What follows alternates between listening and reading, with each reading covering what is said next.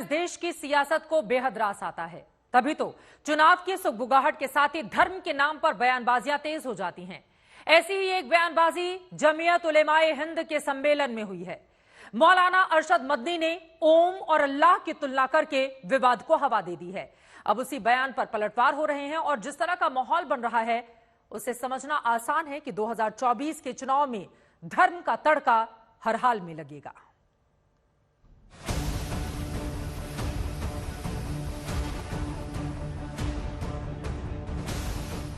ये मनु कुछ नहीं था दुनिया में, वो ओम को।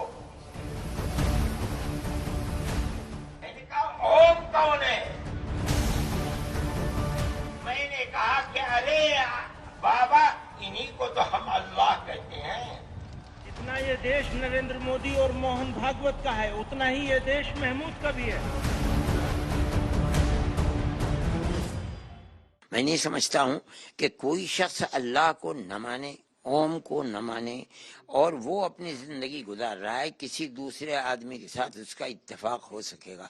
लेकिन अगर उनको ये बात अच्छी नहीं लगी थी, उनको बैठना चाहिए था, मुझसे कहना चाहिए था कि हम ओम को नहीं मानते, हम अल्लाह को नहीं मानते। बहुत लोग हैं जो नास्तिक हैं और वो नहीं मानते हैं।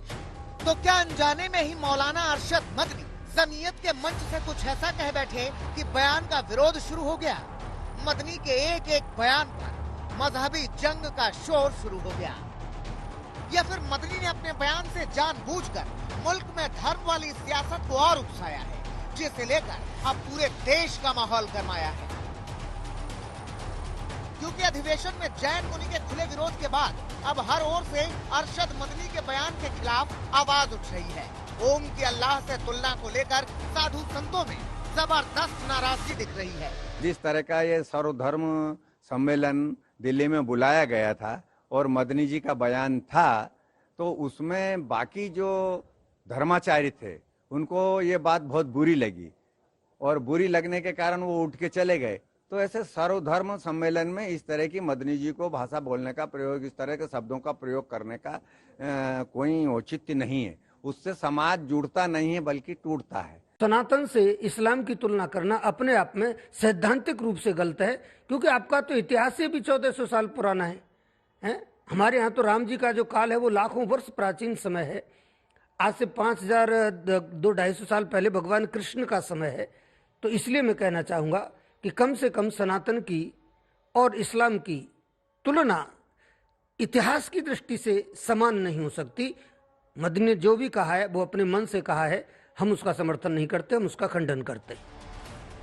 लेकिन विवाद उठने के बाद भी मदनी अपने बयान से टस से मस नहीं हो रहे हैं, मानो मजहब के नाम पर भड़की आग को जानबूझकर हवा दे रहे हैं। अरशद मदनी ने कहा, जो लाइन याद आप कह रहे थे मंच से कि हम 1400 साल से यहाँ पर हैं और हमने तो मनु के पैर पर अपना सर रखा हुआ है, हम सब एक ही हैं। बातें अलग अलग कही गई, लोग अलग तरीके से मानते हैं। लेकिन आपने जो कहा संभवतः उससे जैन मुनि या दूसरे जो धर्मगुरु उनके साथ गए, हो सकता है कि उनकी जो आस्था है उनको चोट पहुंची हो सकता है। मैं नहीं समझता हूं कि कोई शख्स अल्लाह को न माने, ओम को न माने और वो अपनी जिंदगी गुजार रहा है, किसी दूसरे आदमी के साथ उसका इत्तेफाक हो सकेगा।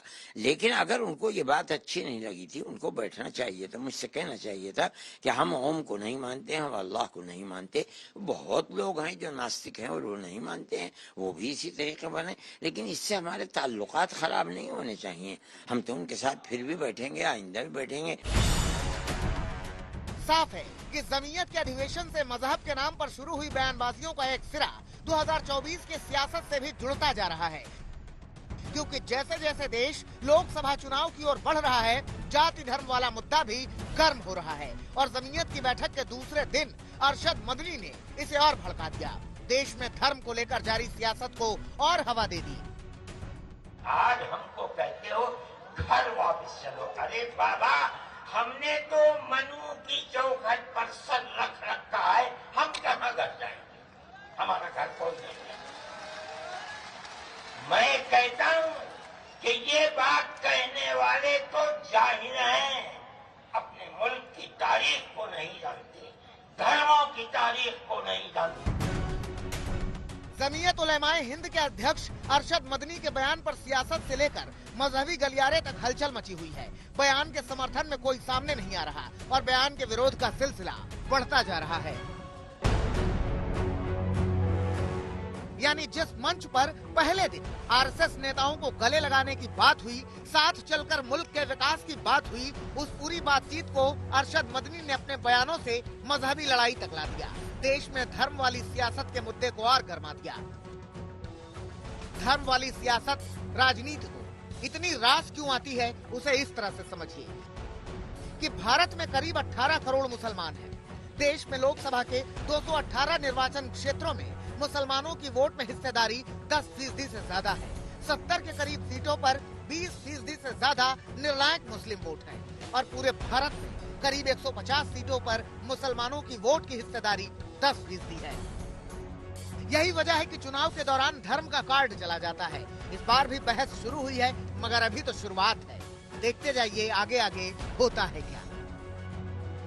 दिल्ली से आशुतोष मिश्रा के साथ आज तक ब्यूरो।